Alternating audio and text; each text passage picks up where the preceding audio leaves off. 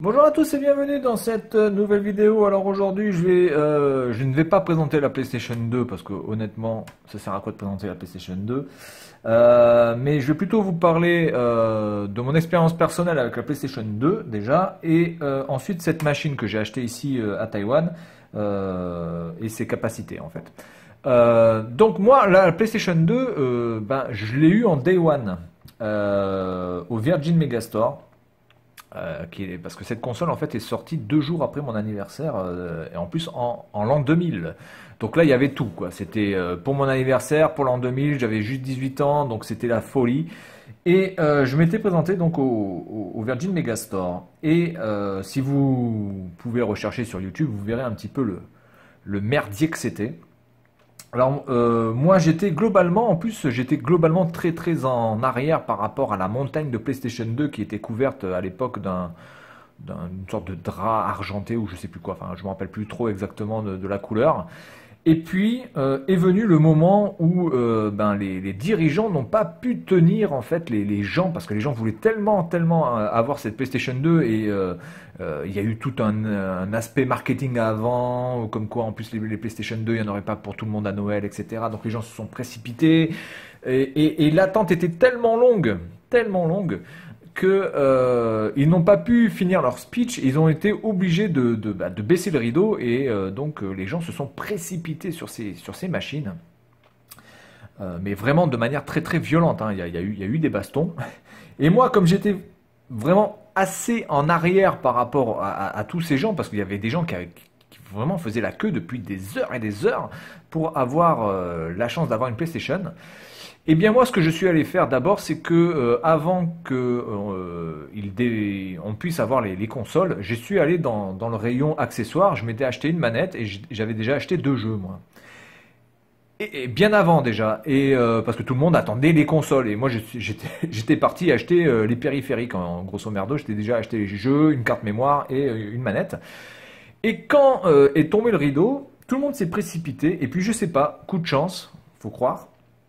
2 personnes qui se sont complètement mais fracassé la gueule, hein, faut dire les choses, pour avoir une PlayStation 2, eh bien ils l'ont fait, comme qui dirait, tomber, et le carton est venu vers moi, alors que eux continuaient à se casser la gueule, et ce carton est venu vers moi, un peu comme le Messi, hein, et donc j'ai récupéré ce carton et je suis parti à la caisse directement. Donc du coup, moi j'ai pas eu tout ce problème de furie, de gens qui, je me suis pas fait marcher dessus ou bousculer. Globalement, je suis rentré, on va dire, 1 heure et demie ou 2 heures avant l'événement PlayStation 2 et je suis ressorti 30 minutes après que le rideau est tombé. Euh, donc moi j'ai pas eu ce problème là et je me suis retrouvé donc avec une PlayStation, une manette, 2 jeux et une carte mémoire très très facilement. Donc c'était complètement paradoxal par rapport à ce que vous pouvez voir sur les images. C'est-à-dire ce que vous voyez sur les images, c'est ce qui s'est passé pour, on va dire, 90% des gens. Et moi je fais partie je fais partie de la minorité qui, on est passé, hop, hop, hop, oh tiens, une PlayStation par terre, hop, je prends, je me casse. Et la PlayStation marchait très bien d'ailleurs. Elle n'était pas du tout abîmée, mais les 2 personnes n'ont même plus fait attention à la console et ils se sont vraiment mais tapés dessus. Mais enfin, c'est complètement hallucinant de voir ça. Donc à partir de ce jour-là, je me suis dit que de toute façon, je n'irai plus en Day One acheter les consoles. Voilà, donc maintenant on va parler plutôt de cette console-là spécifiquement. Donc c'est la PS2, la PlayStation 2 mini, version japonaise, mais qui a subi quelques modifications à l'intérieur, parce que là je vois il y a eu ça, et ça signifie que généralement la personne est allée voir un magasin pour la faire pucer. Alors j'ai essayé plusieurs choses avec cette console. Donc elle lit les jeux japonais copiés, aucun problème. Elle lit les DVD copiés, elle lit les CD copiés, elle lit les jeux américains, NTSC américain copié, et elle lit aussi les jeux PAL, parce que j'ai téléchargé un jeu PAL et je l'ai copié. Alors c'est Georges de la Jungle que j'ai téléchargé, version PAL, et elle les lit sans aucun problème. Voilà, alors l'autre spécificité, c'est cette petite carte de 60 mégas. Alors il faut quand même savoir que chez PlayStation vous aviez 1 ou 8 mégas. très souvent. Celle-ci, je ne sais pas combien elle fait parce qu'il n'y a pas écrit. Je ne sais même pas si c'est pas une fausse, on dirait presque. Enfin, je sais pas. Non, c'est pas une fausse, mais il n'y a pas écrit le nombre de mégas qu'il y a dessus. Donc, on va considérer que c'est du 8, hein, parce que c'était vraiment le classique en termes de mémoire, de carte mémoire sur la PlayStation 2, c'était du 8 hein, généralement. Et celle-ci fait 64 mégas et elle me permet aussi, avec un petit logiciel qui a été mis dedans, de pouvoir jouer à des jeux Super Nintendo. Et donc la personne m'a fourni un CD avec toutes les ROM possibles, je pense, enfin en tout cas énormément de ROM de Super Nintendo. Et donc je peux jouer aux jeux de Super Nintendo sur cette console. Par contre, je ne peux y jouer que si j'ai la carte mémoire. Si j'enlève la carte mémoire, le CD va lire le CD de Super Nintendo, il va dire que vous avez des jeux, mais que malheureusement il manque le programme pour pouvoir le lire. Donc cette console que j'ai achetée pour à peine 25 € avec 2 manettes, une vingtaine de jeux copiés, 2 cartes mémoire pucées, franchement elle fait tout quoi. Donc quand j'ai copié le jeu PAL Georges de la Jungle, je me suis dit non quand même elle va quand même pas lire les jeux PAL, et elle lit les jeux PAL sans aucun problème. Donc en fait, j'ai accès à tous les jeux possibles en copié de la PlayStation 2, ce qui fait quand même énormément de titres. Voilà, donc la console la plus vendue au monde, la PlayStation 2, qui s'est vendue à, je crois, à 160 ou 150 millions d'exemplaires, parce que c'est juste hallucinant. Cette console reste quand même la console la plus mythique de ces dernières années. Je dirais pas que c'est la console mythique parce que la Super Nintendo fait quand même pour l'époque un score largement honorable en termes de vente. Mais cette console-là, elle a tellement été attendue. La PlayStation 1 avait tellement déjà tout fracassé que quand la PlayStation 2 est sortie, c'était comme la PlayStation 1 mais puissance 20 quoi. Et en plus, elle pouvait lire à l'époque, comme vous pouvez le voir, les DVD. Alors, c'est pas très bien écrit, là on voit pas trop ce qui est écrit, je sais pas ce qu'il y a écrit ici. Attendez. Je vais voir si DVD vidéo et DVD ROM. Voilà, DVD vidéo et DVD ROM, ce qui a écrit. Le Dolby Digital. Alors c'est sûr que la Dreamcast à côté, malheureusement, ne pouvait pas lire de films. Alors après, Dreamcast a sorti un truc, une possibilité avec un CD ou avec une extension possible de pouvoir lire les films, mais c'était trop tard. Donc évidemment, en l'an 2000, avoir un lecteur DVD qui en plus faisait console, ça a tout explosé. Et du coup, le fait d'avoir un Blu-ray qui faisait console en 2007 avec la PlayStation 3, ben, bizarrement, ça a moins eu cet effet d'attente. La PlayStation 3 en Day One, c'est pas vendu à une masse d'exemplaires absolue. Surtout que la PlayStation 3 coûtait un prix exorbitant. Plus de 500 €, enfin 500 €, sans jeu, une manette. Donc c'était juste, voilà, c'était hors de prix pour l'époque. Donc voilà, donc je vais commencer quelques vidéos encore avec des jeux sur la PlayStation 2 comme je fais sur la 3DO, la Sega Dreamcast, la Saturn, etc. Donc là du coup je vais pouvoir le faire sur la PlayStation 2 et je vais commencer de suite après cette petite vidéo avec un jeu qui s'appelle Cowboy Bebop et j'en parlerai durant la vidéo. Allez, à tout de suite.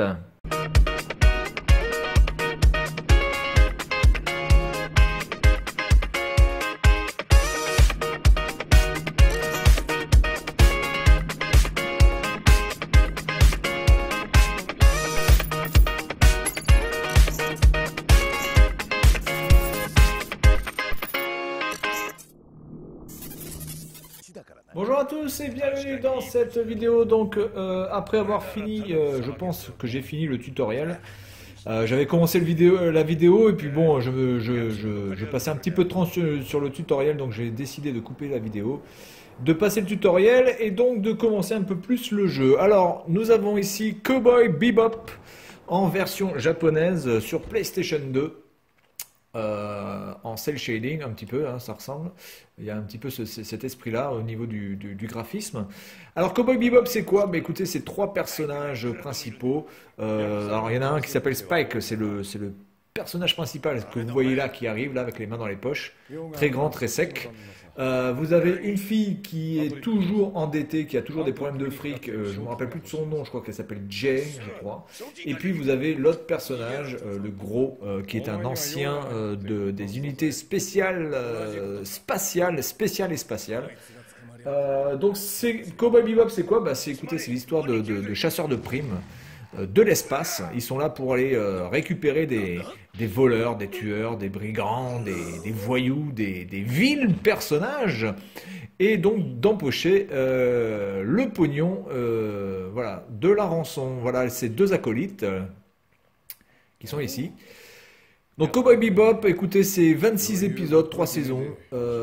Ça passait sur Canal+, et je crois que Canal+, n'a pas passé toutes les saisons, n'a pas passé tous les épisodes, il me semble pas.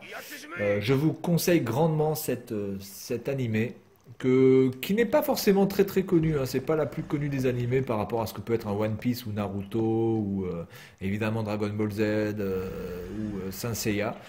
Mais je vous recommande grandement cet animé, comme Neon Genesis Evangelion aussi, qui a un nombre d'épisodes limité. Et c'est ça qui est aussi assez appréciable, c'est-à-dire que vous avez un nombre d'épisodes voilà, qui est déjà limité. Et donc il y a plus de... Il y a plus de matière, il y a plus de choses faites. L'histoire est beaucoup plus complexe. Notamment la relation entre les trois personnages ici se dégage au fur et à mesure des épisodes. Donc c'est vrai qu'au début on a un petit peu de mal à comprendre quel est le lien entre ces personnages. Alors ici vous avez donc affaire à un beat'em up, à la maniabilité pas mauvaise mais qui est quand même assez lourde, hein. Franchement c'est assez lourd à manier, et notamment Spike a pas mal mais quand même pas mal de temps à se retourner, à se remettre sur ses pieds. Quand il file une action, il y a une sorte d'inertie qui est un petit peu lourde. Et évidemment, dans un beat'em up, c'est un peu compliqué d'avoir ça. Alors ici, le but du jeu, c'est de tout fracasser. Donc là, j'ai fait 44 hits sans être touché encore, donc là, pour l'instant, je suis pas mal. Et vous avez évidemment quelques coups spéciaux, notamment quand vous appuyez sur triangle, une sorte de coup de pied rotatif qui défonce tout. Autre problème du jeu, c'est qu'on ne peut pas passer les cinématiques. Les cinématiques sont obligées voilà, de se faire jusqu'à la fin, donc ça c'est un peu chiant. Surtout si vous en avez rien à foutre des... Oula, il y a la manette qui vibre, donc je pense qu'il va y avoir un gros problème si vous entendez. La DualShock est à son maxi. Elle va exploser dans mes mains. Ah, c'est ouf. Écoutez ça. Ah, c'est énorme. J'ai rarement eu quand même la DualShock qui a vibré à ce point dans un jeu quand même, hein. Même dans des jeux de bagnole, c'est quand même assez rare. Oula.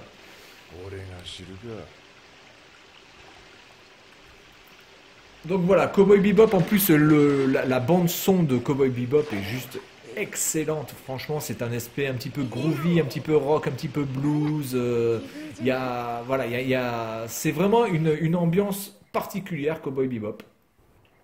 Et je vous le recommande fortement.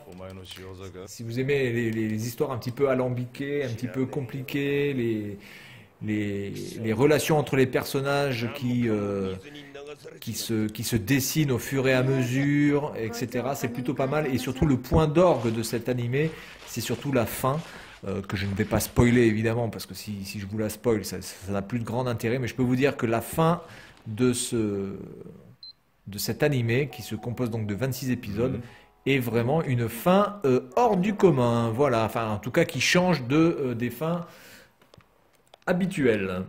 Voilà. Bien, alors je vais essayer de refaire une phase en attendant qu'ils aient fini de parler, voir si je peux refaire une autre phase.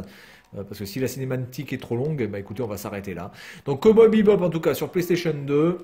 L'adaptation de l'animé est assez fidèle à l'histoire et aux personnages, et aussi au dessin que peut être l'aspect artistique de Cowboy Bebop.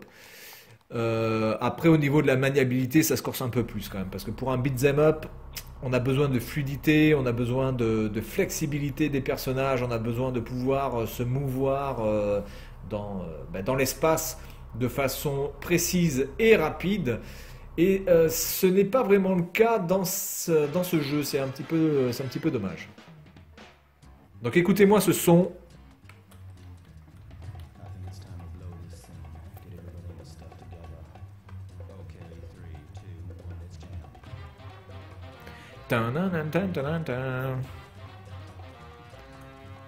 Voilà, c'est très groovy, c'est très 60s, hein, c'est très... Il y a vraiment tout un aspect qui est quand même... Alors on peut pas le passer ça non plus.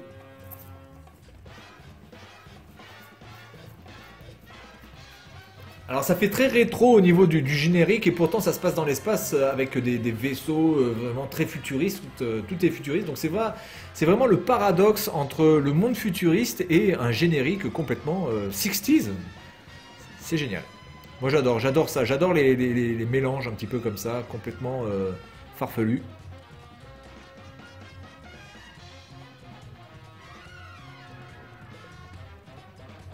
Et puis la patte graphique vraiment est excellente. Et donc là vous avez le générique de l'animé.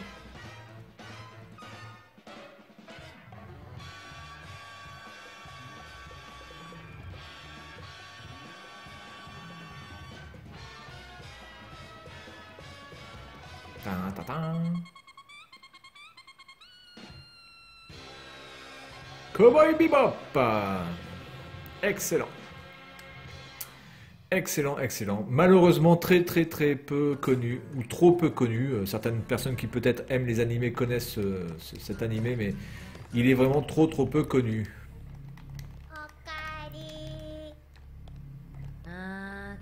Alors le chien qui s'appelle Sin, apparemment, qui veut dire péché. Les péchés capitaux, donc c'est... 館内の清掃と破損箇所の修復、逃げた魚の捕獲、一体いくらかかるんだ？そんなことより。En tout cas, pour un beat'em up, l'avantage c'est aussi que c'est pas mal scénarisé, donc c'est bien parce que généralement les beat'em up, il n'y a pas vraiment de. Ah non, c'est pas Sin, c'est Ain. Je crois que c'était Sin. Non, il s'appelle Ain. Et voilà, donc généralement dans les beat'em up, il n'y a pas vraiment de scénario absolument tissé merveilleusement bien. C'est simplement vous êtes des gentils, vous allez tuer les méchants. Et puis on ne sait pas vraiment d'où vous venez et qui vous tuez.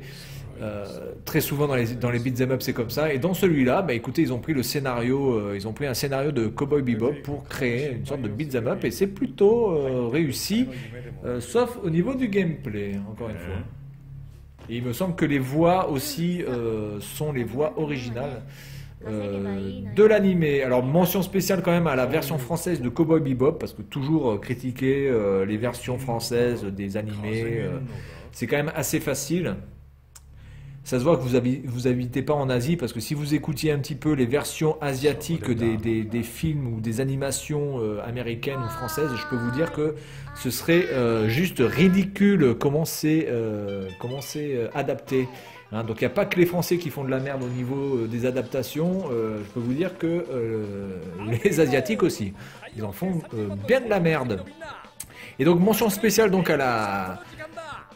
au doublage français de cet animé qui est vraiment réussi quoi. Voilà, c'est pas exceptionnel, ça reprend pas exactement certainement tous les termes japonais à la lettre près, mais vraiment c'est du très très bon. Alors ce qui est bien c'est qu'on peut faire pause pendant les cinématiques mais on ne peut pas passer les cinématiques. Attendez, c'est quoi? C'est pas skip ça? Non, ça c'est save. Ok.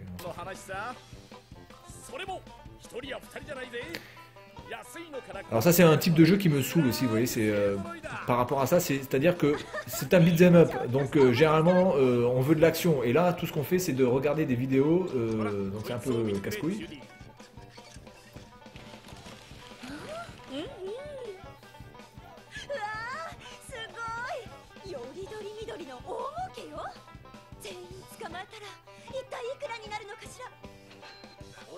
Bah écoutez, je vais couper là et puis je vous retrouve après quand le jeu reprend quand même parce que sinon ça va prendre trop de temps. Hein.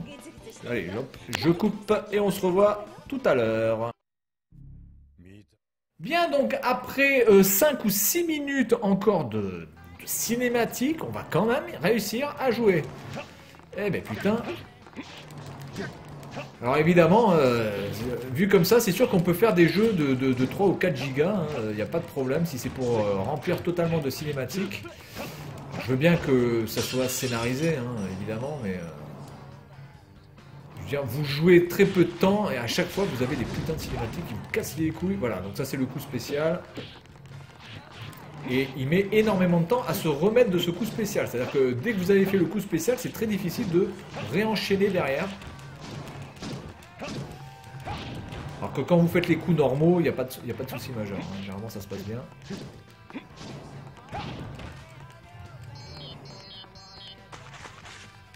Voilà, donc vous appuyez sur L1, vous pouvez enclencher le bouton d'action. La croix, c'est les poings. Le carré, c'est les pieds. Le triangle, c'est le coup spécial. Et le rond, je sais plus c'est quoi.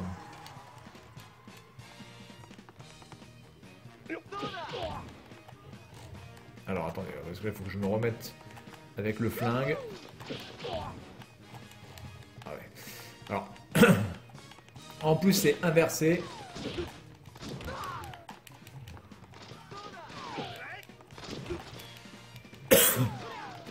Pardon. Alors la maniabilité avec le flingue, c'est franchement casse-couille. Alors on va retry.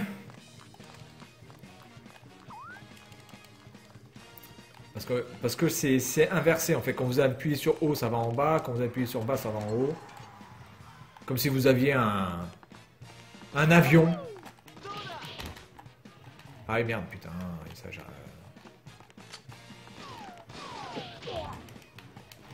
c'est beaucoup trop long, c'est beaucoup trop long.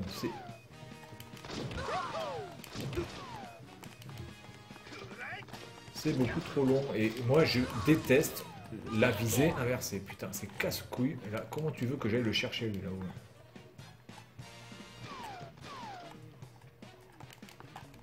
Oh putain, attendez. Je vais pas recharger.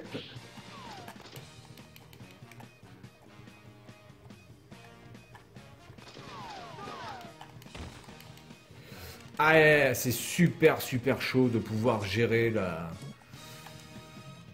Ah merde, j'ai fait kill game. Bon, mais c'est pas grave. Bon, en tout cas, le jeu reprend assez fidèlement le concept de Cowboy Bebop. Maintenant, au niveau de la maniabilité, c'est franchement chaud parce que vous devez viser avec le stick droit et tirer avec R1. J'aurais préféré viser avec le stick gauche et tirer avec R1 et surtout ne pas avoir quelque chose d'inversé, et je pense qu'on ne peut pas le changer, ça c'est toujours inversé. Je pense qu'on ne peut pas le changer. Attendez, je vais juste dans les options, regardez. Je pense qu'on ne peut pas changer le fait que ce soit inversé ou pas. Si on peut le faire, bah, tant mieux. Hein, mais alors volume, système vibration, volume setup, adjustment, c'est peut-être ça. Adjustment. Peut-être que c'est là. Ah oui, alors là c'est tout en. Alors j'aime bien moi les trucs. Ah oui non, c'est juste pour l'écran, donc ça on s'en fout. Ouais, il n'y a pas. Il n'y a pas. Et dans les extras, qu'est-ce qu'on peut avoir dans les extras? Peut-être qu'on peut débloquer des images ou j'en sais rien. Bon bref, voilà, donc Cowboy Bebop sur PlayStation 2, vraiment, bon c'est un jeu plus que moyen, mais qui reprend fidèlement la série. Donc ça c'est plutôt bon, même par contre après au niveau du gameplay malheureusement ça ne suit pas, mais je vous conseille quand même de regarder la série. Voilà, donc c'est tout pour cette vidéo et puis moi je vous dis à la prochaine, salut à tous.